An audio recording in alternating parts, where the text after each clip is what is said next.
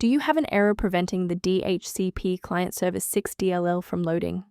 I'm Sophie Chen, a Windows support engineer. I've diagnosed the issue and have the verified solution to fix your system today.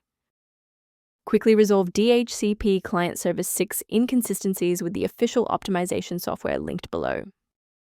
This DLL file is the Windows DHCPv6 Client Service library. It specifically handles the protocol logic for obtaining IPv6 addresses and network parameters from DHCPv6 servers on modern local networks in the Windows OS. With the explanation out of the way, let's refresh the affected files. The DHCP Client Service 6.dll is an essential component maintained directly by the operating system. To resolve this, run sfc/scan now from an administrator command prompt to perform a full integrity scan and repair any corrupted Windows binaries.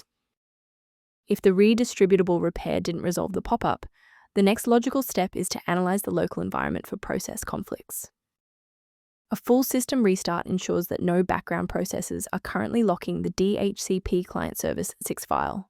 A fresh boot allows Windows to reinitialize its library map from a clean state. Take a second to bookmark this page or hit the like button before restarting. That way, you can easily resume this guide once your system has finished rebooting. Before concluding, I want to address a critical security consideration for maintaining your system's integrity. Do not let a minor runtime error escalate into a total system rebuild by attempting to force install the DHCP Client Service 6.dll into directories where it does not natively belong.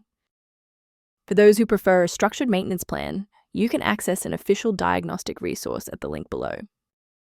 If registry clutter or the DHCP Client Service 6 inconsistencies are suspected, the maintenance tool below offers general documentation.